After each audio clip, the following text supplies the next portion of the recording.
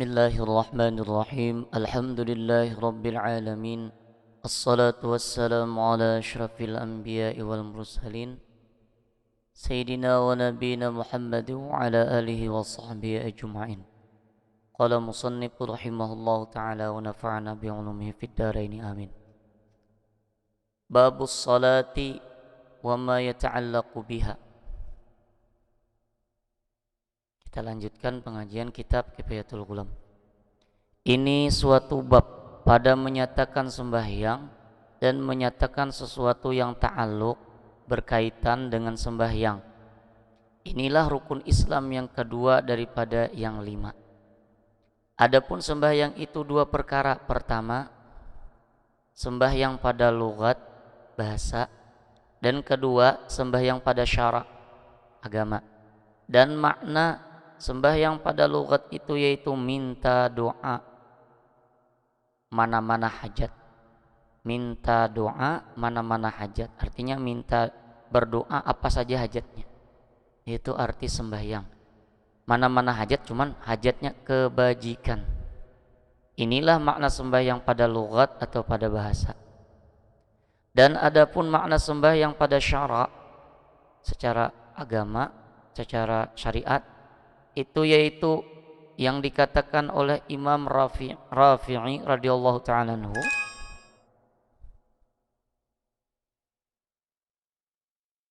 aqwalun wa af'alun muftatahatun bitakbiri wa mukhtatamatun bitaslimi bisyurutil makhsusati.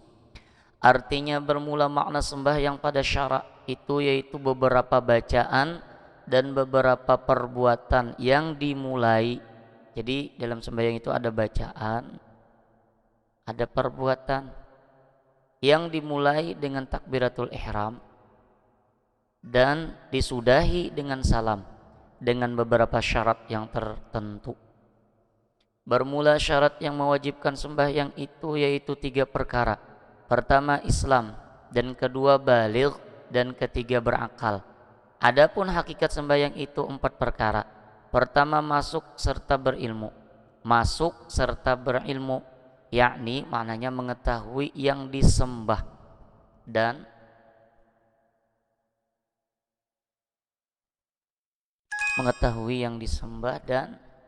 mana ini? Nih.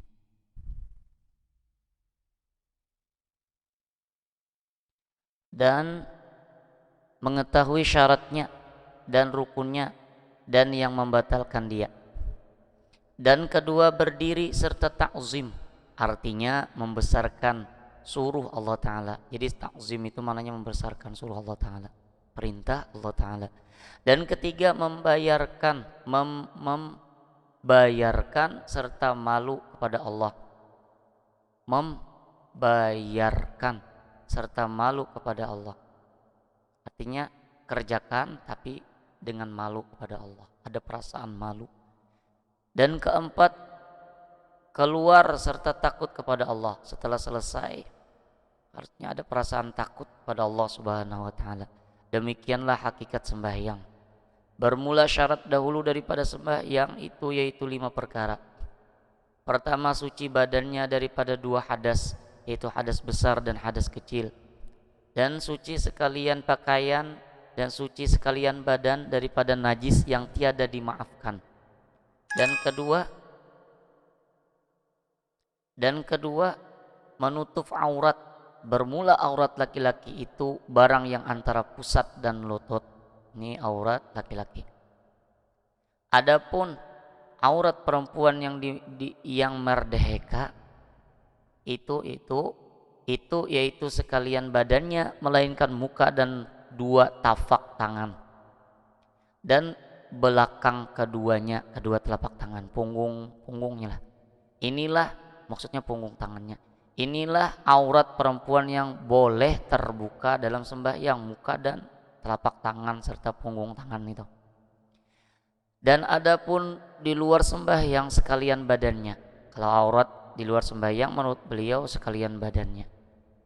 Adapun aurat khunsa ini memiliki 2 alat kelamin, laki-laki dan perempuan. Yang merdeka dalam sembahyang seperti aurat perempuan juga Dan adapun aurat sahaya perempuan, budak perempuan dalam sembahyang seperti aurat laki-laki jua, itu antara pusat dan lutut. Dan ketiga, syaratnya adalah suci tempat sembahyang daripada sekalian najis yang tiada dimaafkan. Dan yang keempat,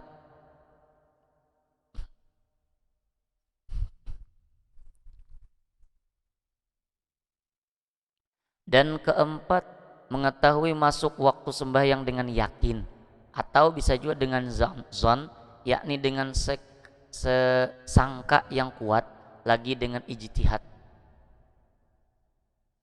Ijtihad nih diusahai dulu cari waktunya. Kelima, menghadap atau menghadap kiblat. Adapun kiblat itu dua perkara. Pertama kiblat hati dan kedua kiblat muka. Maka yang dinamai kiblat hati itu kepada zat Allah. Maka yang dinamai kiblat hati itu kepada zat Allah Ta'ala yang laisa kamitslihi syai'. Artinya yang tiada diseumpamanya, yang tiada seumpamanya suatu jua pun, wajib adanya dan mustahil tiadanya. Adapun yang dinamakan kiblat muka itu kepada Baitullah di Makkah. Inilah yang dinamai kiblat muka. Inilah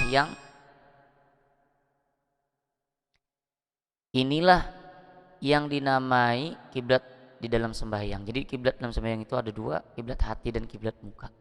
Syahdan, bermula tiang sembahyang itu dua perkara. Pertama, khusyuk, yakni tetap sekalian anggotanya.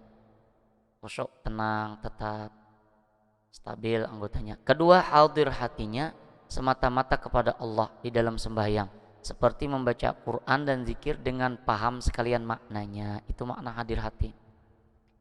Dan kata Al-Hasanul Basri radhiyallahu ta'ala anhu, bermula barang siapa tiada tetap anggotanya di dalam sembahyang, itu tiada hadir hatinya kepada Allah Ta'ala dalam sembahyangnya, maka yaitu terlebih sekira-kira membawa kepada siksa yang amat besar pada hari kiamat. Syahdan,